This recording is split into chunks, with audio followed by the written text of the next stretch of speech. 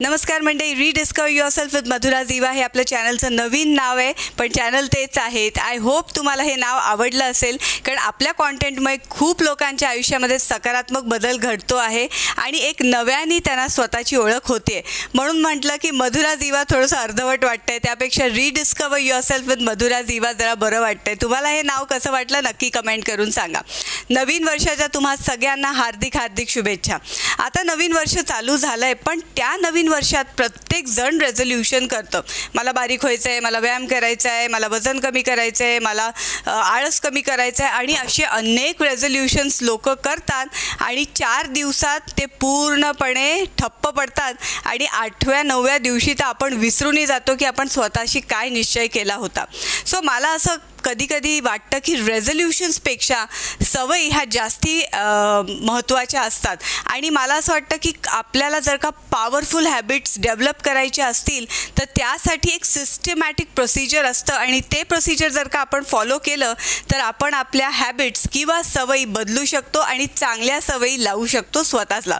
काय असं म्हणतात की you cannot change your life but you can change your habits and surely your habits will change your life. ह्याचाच अर्थ असा की तुम्ही तुमचं भविष्य बदलू शकत नाही, पण जर का तुम्ही तुमच्या सवयी बदलल्या तर तुमचं भविष्य नक्कीच तुम्ही बदलू शकता. सो इतकं जास्ती महत्त्व सवयींचं आहे. आता बघा, आपल्याला कोणी ना कोणीतरी काही ना काही सवयी लावलेल्या असतात. दात घासायचे, सकाळी उठलं की दूध किंवा चहा घ्यायचा. कोणीतरी आपल्या आईनी वडिलांनी आपल्याला ह्या सवयी लावल्या असतात आणि त्या आपल्या इतक्या जास्ती अंगवळणी पडल्या असतात की आपल्याला कोणाला सांगावं लागत नाही की उठून बाबा दात घास. ऑटोमॅटिकली आपण ते करत राहतो. सो ह्याचा अर्थ काय, त्याची हॅबिट किंवा त्याची ती सवय पडल्यामुळे ऑटोमेशन मोडवर बॉडी गेलेली असते आणि कोणालाही सांगावं लागत नाही की उठल्यावर दात ब्रश कर, कारण काय लहानपणापासून आपल्याला सगळ्यांनी ही सवय लावलेली असते. पण आता आपण मोठे झालो, आता आपल्याला कोण सवयी लावणार? अरे आपणच लावायच्या स्वतःला सवयी. मग त्या सवयी कशा लावायच्या त्या आजच्या व्हिडिओमध्ये आपण शिकून घेणार आहे. How to develop powerful habits आणि त्या हॅबिट फॉर्मेशनसाठी काय काय सिस्टमॅटिक पद्धतीने आपण त्या सवयींना अप्रोच केलं पाहिजे, जेणेकरून त्या लाईफ लाँग आयुष्यभर आपल्याबरोबर राहतील आणि आपलं भविष्य उज्ज्वल आणि सकारात्मक होईल. So let's get started.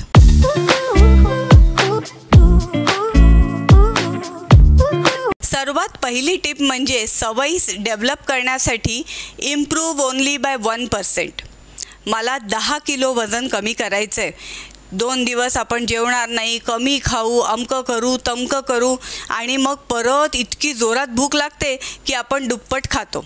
म्हणजे काय झालं, आपल्याला 10 किलो वजन कमी करायचं आहे हा आपण खूप मोठा गोल स्वतःसमोर ठेवला, जिथे आपल्याला नॉर्मल फूडबद्दल जास्ती माहिती नाही आहे की कसं आहार असायला पाहिजे, किती कॅलरीज गेल्या पाहिजे, काय खायला पाहिजे, ह्याचा पण आपला अभ्यास नसतो. पण आपण रँडमली एक गोल सेट करतो आणि तोसुद्धा आपल्याला न पेलणारा आणि मग आपण त्याच्यात अयशस्वी होतो.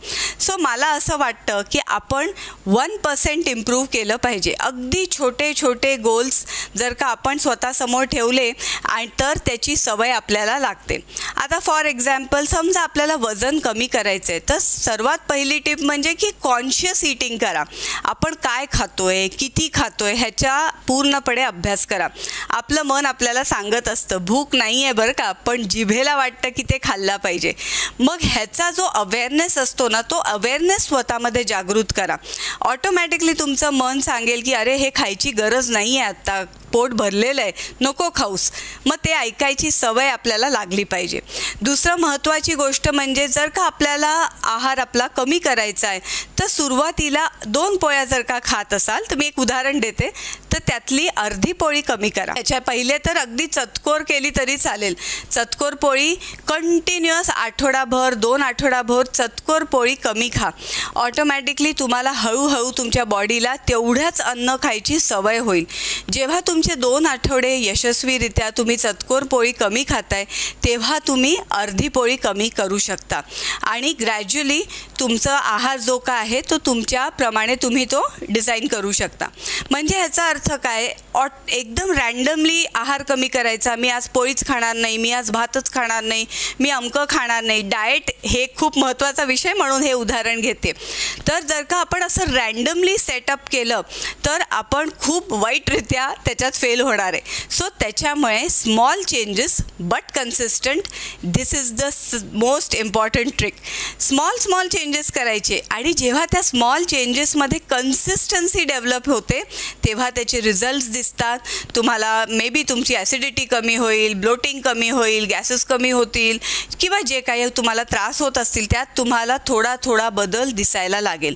सो तुमच्या सवयीमधनं ज्या सवयीची जी कन्सिस्टन्सी आहे ती कॉन्स्टंट राहिली तर मग तुम्हाला ती सवय डेव्हलप करायला सोपी जाते. 21 दिवस जर का तुम्ही कन्सिस्टंटली एखादी गोष्ट करू शकला तर आयुष्यभर तुम्ही ती करू शकता. दुसरी सर्वात महत्त्वाची टिप हॅबिट फॉर्मेशनसाठी ती म्हणजे हॅबिट स्टॅकिंग. आता आपल्याला भरपूर सवयी असतात. सकाळी उठल्यावर आपल्याला चहा लागतो, पण त्या चहासोबत आपल्याला जर का अजून एक सवय ॲड करायची असेल तर आपण आपल्या मनाला सांगायला पाहिजे. आता फॉर एक्झाम्पल की मला 10 मिनटं चालायचं आहे, मला चालायची सवय नाही आहे, पण जर का आपण ठरवलं की मी 10 मिनटं आधी चालणार आणि मगच चहा पिणार तर 10 मिनटाचा वॉक पटकन होतो. 10 मिनटं तुम्ही घरच्या घरी किंवा बाहेर कुठेही चालून येऊ शकता आणि चहा पिऊ शकता. किंवा तुम्हाला मेडिटेशनची सवय जर का लावायची असेल तर तुम्ही असं ठरवू शकता की आज मी चहा पिते, पण चहा प्यायल्यानंतर लगेच मी मेडिटेशनला बसणार. तुम्ही पहिल्यांदा बसाल, मनात असंख्य विचार येतील, मेडिटेशन होणार नाही, पण बैठक निर्माण होईल. सो कन्सिस्टंटली करायचं आणि एक जी सवय आहे त्याच्यावर ही सवय ही क्लब करायची. सो ह्याला म्हणतात हॅबिट स्टॅकिंग. चहा प्यायला की दुसरं काही करायचंच नाही, मेडिटेशनलाच बसायचं. बिफोर ऑर आफ्टर हे तुमचं तुम्ही ठरवा. आयदर मी मेडिटेशन करून किंवा वॉक करून मगच चहा पिणार किंवा मी चहा प्यायल्यानंतर मेडिटेशन किंवा वॉकला जाणार, विच एव्हर इज कन्व्हिनियंट. पण ती ॲक्टिव्हिटी त्या ॲक्टिव्हिटीशी जेव्हा आपण कंबाईन करतो तेव्हा माइंडला ती संलग्न आहे असं वाटतं आणि ऑटोमॅटिकली आपण ती फॉर्मेशन मोडमध्ये ऑटोमॅटिकली ती हॅबिट फॉर्मेशन मोडमध्ये येते. So it is very important की एका सवयीबरोबर दुसरी सवय पटकन लागून जाते. So this is a trick, करून बघा. आणि आता जेव्हा तुम्ही असं करता तेव्हा फार एक महत्त्वाची गोष्ट म्हणजे की सेट इंटेन्शन्स, स्वयं सूचना द्यायला पाहिजे, स्वतःला सांगायला पाहिजे. आता कसं होतं, आपण मनातल्या मनात म्हणतो अरे आता मला वॉकला जायचं आहे, मग काय होतं आपल्यावर कोणी चेक ठेवायला नसतं, मग आपण काय करतो जाऊ दे कोण बघतंय, जातच दे, पटकन चहा पिऊन टाकतो. ती सवय राहून जाते. त्याच्याऐवजी जर का तुम्ही इंटेन्शन सेट केले मोठ्याने, म्हणजे सेट इंटेन्शन्स लाऊडली ज्याला आपण म्हणतो, की सांगायचं अगं आई मी आत्ता ना 10 मिनटं चालून येते आणि मगच वॉकला जाते. सो इनडिरेक्टली तुम्ही हे डेक्लरेशन देताय घरच्यांना की मी आता फिरायला जाणार आहे. त्याच्यामधनं सटल म्हणजे सूक्ष्म स्तरावर काय होतं, माइंडला सुद्धा कमांड जाते की अरे आता चालायला जायचं आहे. सो तुमचं माइंडसुद्धा चालण्याच्या मोडसाठी त्या ॲक्शनसाठी रेडी होतं आणि ऑटोमॅटिकली तुमच्या बॉडीला पण ती कमांड जाते आणि तुम्ही ते करतातच. हे खूप मस्त आहे, ते तुम्ही करून बघा. मी तर असं लाऊडली सांगते, आज मी व्हिडिओ 3 शूट करणार आहे आणि जेव्हा मी ॲक्च्युली करायला बसते तेव्हा मला असं वाटतं बापरे माझ्याकडनं होईल की नाही, पण मी म्हणते नाही मी आता सगळ्यांना सांगितलं आहे 3 व्हिडिओ करणार आहे, आता मी 3 तास काय दार उघडत नाही. सो अशा पद्धतीने हे माइंडचा हा सगळा खेळ आहे, हा अशा पद्धतीने काम करतो. So you have to set your intentions loudly. चौथी महत्त्वाची गोष्ट म्हणजे हॅव अ कंड्युसिव्ह एन्व्हायरमेंट. आता बघा बरं, आपण खूप जण म्हणतात ना, आपले मुलं पण म्हणतात घरात बसून ना मम्मा अभ्यास होत नाही, किंवा आपण काय म्हणतो वर्क फ्रॉम होम ना मला जमतच नाही, ते ना घरात लक्षच लागत नाही, इथे कुकरची शिट्टी वाजते, इथे मुलं किरकिर करतायत, मला ते तसं जमत नाही, असं खूप जण म्हणतात की नाही. कारण काय असतं, एखादी सवय आपल्याला लागलेली असते त्या एन्व्हायरमेंटमध्ये काम करायची. आता समजा आपल्याला ऑफिसमध्ये काम करायची सवय, जिथे सगळं आपला डेस्क आहे, कम्प्युटर आहे, मस्त AC चालू आहे, शांतता आहे, तर आपण फोकस करून आपली जी काही आपली कामं आहेत ती करू शकतो. त्याचप्रमाणे एखादी सवय निर्माण करण्यासाठी कंड्युसिव्ह वातावरण पाहिजे. म्हणजे कसं, सुटेबल वातावरण पाहिजे. आता समजा मला पुस्तक वाचनाची सवय लावायची आहे, TV चालू आहे, माझं मन चंचल आहे, घरात भरपूर लोक आहेत, तर मला त्या जागी पुस्तक वाचायला मन करणारच नाही. Unless and until you are a very avid reader and you are like a bookworm, की अरे कुठेही टाका आपण पुस्तक वाचतच राहू. ती जर का सवय घट्ट झाली असेल तर माणूस कुठेही वाचू शकतो, पण तसं होत नाही. मग जर का तुम्हाला ही सवय लावायची असेल तर त्या प्रकारचं वातावरण निर्माण करा. छान स्वच्छ ठिकाणी, जिथे शांत आहे तिथे जाऊन बसा, एका बगीच्यात जाऊन बसा किंवा एका तुमच्या बाल्कनीमध्ये बसा.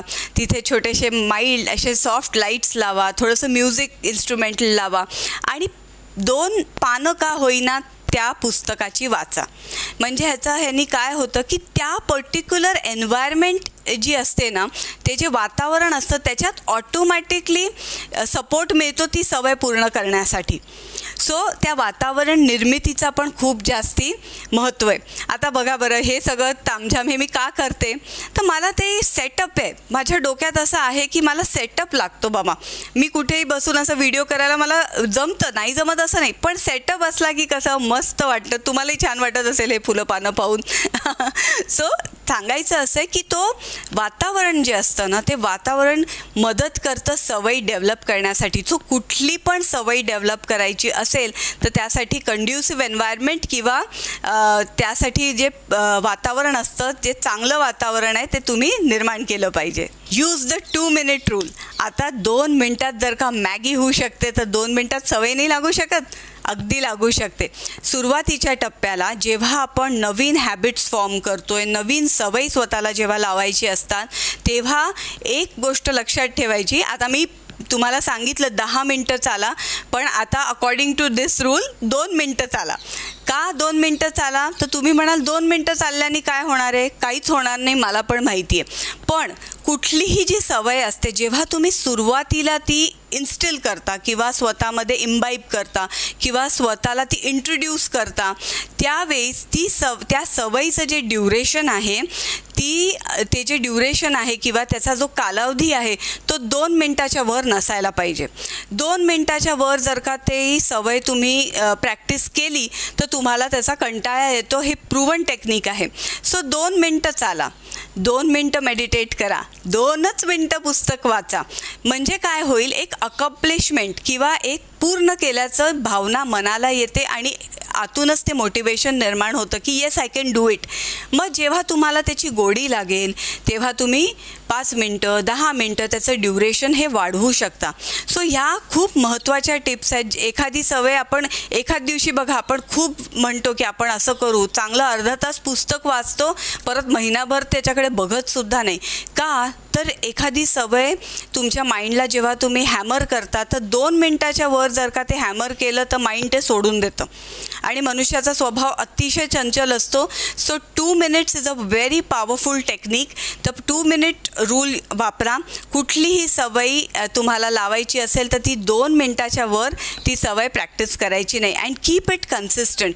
रोज रोज रोज रोज ती जेव्हा तुम्ही करायला लागाल तेव्हा ती तुमच्यामध्ये रुजू होईल आणि अशा अनेक सवयी चांगल्या तुम्हाला लागू शकतात. मग आता एका वेळेस मला तर असं वाटतं 2 आठवडे किंवा 21 दिवस मॅक्झिमम तुमचं कशी कन्सिस्टन्सी आहे त्याच्यावर जर का तुम्ही अभ्यास केला तर सुरुवातीला 1 किंवा 2च सवयी स्वतःला इंट्रोड्यूस करा. एकदम 100% बदल स्वतःमध्ये करायला जाऊ नका. You will fail miserably and I don't want you to do that. तुम्हाला जर का आणि तुम्ही अजून एक करू शकता की तुम्ही एक अकाउंटेबिलिटी पार्टनर ठेवू शकता. म्हणजे कसं, अकाउंटेबिलिटी पार्टनर, आता घरात कोणी असेल, तुमचा भाऊ बहीण किंवा असं कोणी फ्रेंड जी तुम्हाला मदत करू शकेल, तिला तुम्ही सांगू शकता आज मी 2 मिनटं चालले बरं का, आज मी 2 मिनटं पुस्तक वाचलं, आज मी 2 मिनटं अमुक एक सवय केली. म्हणजे कसं होतं, the moment you are answerable to somebody you become responsible. Okay. मला जर का कोणाला तरी आन्सर करायचं आहे, मला उत्तर द्यायचं आहे, तर ऑटोमॅटिकली आपण जबाबदार होतो. So keep a accountability partner. समजा कोणी नसेल तर सरळ एक चार्ट बनवा, तिथे येस नोचा कॉलम करा आणि तुमची हॅबिट लिहा आणि तिथे टिकमार्क करा. सो जेवढे तुमचे टिकमार्क्स राहतील की येस मी आज चालले, येस आज मी पुस्तक वाचलं, येस आज मी अमुक एक काम केलं, सो त्यांनी काय होईल की तो माइंडला एक प्रोत्साहनसुद्धा मिळतं आणि एक रिस्पॉन्सिबिलिटीची भावनासुद्धा आपल्यामध्ये निर्माण होते आणि मग ती सवय आपण हमखासरित्या फॉलो करतो. आता ह्या सगळ्या गोष्टी तर केल्या, पण सर्वात महत्त्वाचं काय आहे? रिझल्ट्स. तुमचे रिझल्ट्स तुम्हाला कधी दिसतील? जेव्हा तुम्ही त्याचा अभ्यास कराल. समजा मी 2 मिनटं मेडिटेशन करते, किती दिवस केलं? 8 दिवस केलं, 15 केलं, 21 दिवस केलं, तर तुम्हाला एक 8-8 दिवसाच्या गॅपनी तुम्ही रिव्ह्यू केलं पाहिजे. समजा मी 2 मिनटं मेडिटेशन करते आहे, तर मला काय फरक जाणवतो आहे? मला कुठल्या पद्धतीचे विचार येत आहेत? पूर्वी जर का 1 on 10 जर का घेतलं तर पूर्वी 10 विचार येत होते माझ्याकडे, तर आज मी 8व्या दिवशी जेव्हा मेडिटेशन करायला बसते तेव्हा ते विचार 7 आहेत की 6 आहेत की 2 आहेत? ह्याचा अभ्यास कधी करणार? सो हा अभ्यास करणं फार महत्त्वाचं आहे. It is very important to review your progress. प्रत्येक सवयी जेव्हा आपण लावतो त्याचे छोटे छोटे परिणाम आपल्याला दिसतात, पण जर का आपण ते परिणाम, ते जे रिझल्ट्स आहेत त्याचा अभ्यास नाही केला तर आपल्याला मोटिवेशन मिळणार नाही ती सवय कंटिन्यू करण्यासाठी. सो एक छोटासा आपण बघतो ना प्रोग्रेस रिपोर्ट असतो की नाही मुलाचा, जे फर्स्ट सेमिस्टर, सेकंड सेमिस्टर, कसे युनिट टेस्ट, कुठे किती मार्क आले, असे आपल्याला कॉलम वाईज दिसतात की प्रोग्रेस दिसतो. मग अरे आपण म्हणतो ह्याच्यात मार्क कमी पडले वगैरे. सो जस्ट एक उदाहरण. तर त्याचप्रमाणे आपलं एक प्रोग्रेस कार्ड छोटंसं करा, ज्याच्यावर तुम्ही रिव्ह्यू करू शकता की अरे ही सवय मी 8 दिवस केली, यातनं काय फरक पडला, पूर्वी कशी स्थिती होती, आता कशी आहे. मग परत 15 दिवसाचं ट्रॅकिंग करायचं, परत 21 दिवसाचं ट्रॅकिंग करायचं आणि सर्वात शेवटी 21वा दिवस आणि 8वा दिवस ह्याची कंपॅरिझन करायची. And that comparison is going to be tremendous. I am going to tell you. खूप फरक पडणार. एखादी सवय जेव्हा तुम्ही 8 दिवस करताय आणि 21 दिवस ती फॉलो केल्यानंतर 8 दिवसाची स्थिती आणि 21 दिवसाची तुमची स्थिती, 21व्या दिवसाची, याच्यात फरक असणार आहे आणि तो चांगला फरक असणार आहे. मग त्या फरकाचा अभ्यास करा. त्यातनं तुम्हाला कळेल की ही सवय तुम्हाला किती चांगल्या पद्धतीने रिझल्ट्स देते. सो अशा पद्धतीने जेव्हा तुम्ही सवय सिस्टमॅटिक अप्रोच, सो आपल्याकडे खूप छान सगळ्या गोष्टींवर अभ्यास केलेला आहे. जेव्हा आपण एका सिस्टमॅटिक सायंटिफिक अप्रोचनी एखादी गोष्ट करायला जातो त्याच्यात यश हे नक्की मिळतं. 2024 आलेला आहे. छान छान सवयी तुम्हाला लागल्याच पाहिजे. स्वतःला अपग्रेड करायचं आहे आणि स्वतःला रिडिस्कवर आपल्याला करायचं आहे. मधुरा झिवा यूट्यूब चॅनल नेहमीच तुमच्या मदतीसाठी आहेच. सो मंडळी, मी आशा करते आजचा हा व्हिडिओ तुम्हाला खूप उपयुक्त ठरला असेल. कोणत्या चांगल्या सवयी तुम्ही स्वतःला लावणार आहे आणि आजचा व्हिडिओ तुम्हाला कसा वाटला हे नक्की मला कमेंट सेक्शनमध्ये सांगा, म्हणजे मला पण कळतं की माझा कॉन्टेंटचा काय उपयोग लोकांना होतोय. सो टिल देन मंडळी, स्टे हॅपी, स्टे मोटिवेटेड. नमस्कार.